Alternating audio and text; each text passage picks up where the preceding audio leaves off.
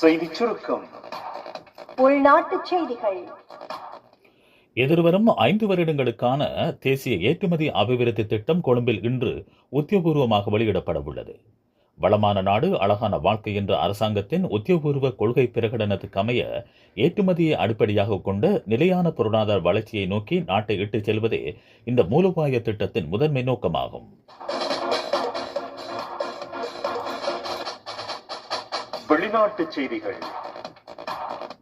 ஈரானுடனான யுத்தத்தை முடிவுக்கு கொண்டு வருவதற்கான பூர்வாங்க ஒப்பந்தத்தில் ஏற்கனவே கையெழுத்திடப்பட்டுள்ளதாக அமெரிக்க ஜனாதிபதி டொனால்ட் ட்ரம்ப் தெரிவித்துள்ளார்.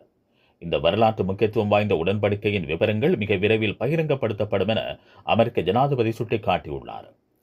G7 உச்சிமாநாட்டின் போது பிரான்ஸ் ஜனாதிபதி இமானுவேல் மெக்ரோனுடன் நடத்திய கலந்துரையாடலின் போதே அவர் இதனை தெரிவித்துள்ளார். ஈரானுடனான ஒப்பந்தம் முழுமையாக கையெழுத்திடப்பட்டுள்ளதாக குறிப்பிட்ட அவர் இதுகுறித்து தாம் மிகுந்த மகிழ்ச்சி அடைவதாகவும் தெரிவித்துள்ளார். விளையாட்டுச் செய்திகள். இலங்கையில் இடம்பெற்று வரும் முத்தரப்பு ஒருநாள் கிரிக்கெட் தொடரில் நேற்று நடைபெற்ற விறுவிறுப்பான போட்டியில் இந்திய ஏ அணியை சூப்பர் ஓவர் முறையில் வீழ்த்தி இலங்கை ஏ அணி வெற்றி பெற்றுள்ளது. செய்திச் சுருக்கம் கேட்டீர்கள்.